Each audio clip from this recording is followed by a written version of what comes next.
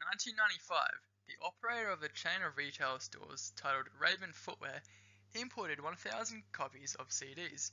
These CDs were manufactured all the way from Germany by Pils Media Group. The CDs contained recordings of songs by a popular singer known as Cher and were offered for sale in the footwear shop, where some of them were actually sold. Among the recordings were unauthorized copies of originals in which belonged to another company of the name Polygram. These recordings found in the CDs belonged to Polygram as they owned the copyright to these songs. A copyright is a bunch of rights in certain creative works such as text, artistic works, and music.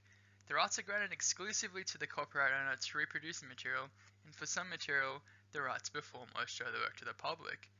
Copyright owners can prevent others from reproducing or communicating their work without their permission, or may sell these rights to someone else. This meant that Polygram could sell these CDs, and Raben Footwear could not. Now, Raben Footwear obviously didn't want to break any rules or sell things which they were not allowed to, so to make sure that they were doing the right thing, Raben sent a letter to Pils Media asking for confirmation that all license and copyright conditions have been met for sale and distribution in Australia and New Zealand. However, Pils Media Group replied with a guarded and limited response. Pils Media told Raben Footwear that you might have to pay some extra costs because of the mechanical copyrights and informed Raben that they could speak to an Australian organisation called AMCOS.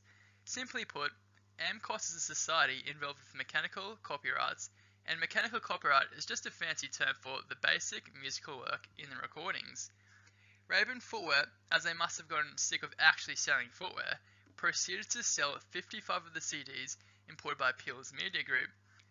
However, Polygram brought legal action not long after against Raben for selling things that weren't actually theirs.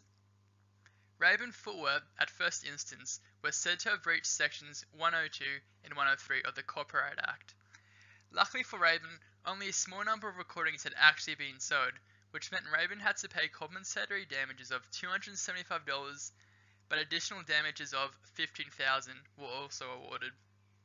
The most important part of the sections 102 and 103 specifies that copyright is infringed if the person knew or ought reasonably to have known that the making of the article constituted an infringement of the copyright.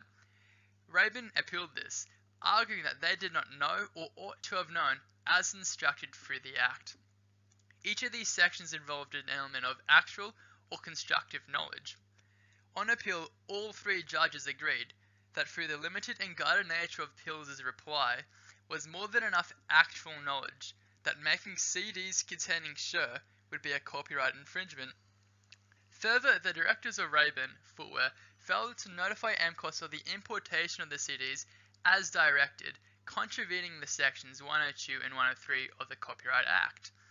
It was found that Raben Footwear's directors actually knew a bit about copyright, including an appreciation of the distinction between copyright in the underlying musical work and copyright in sound recordings, and that they were aware that the sound copyright was generally owned by major record companies, at least for well-known artists such as Cher.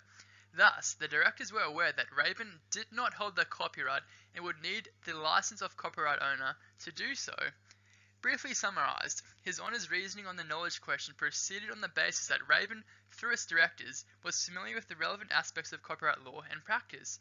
Raben, through its directors, appreciated that mechanical copyright was different from the sound recording, and the directors understood the nature and location of the mechanical copyright organisations, including AMCOS.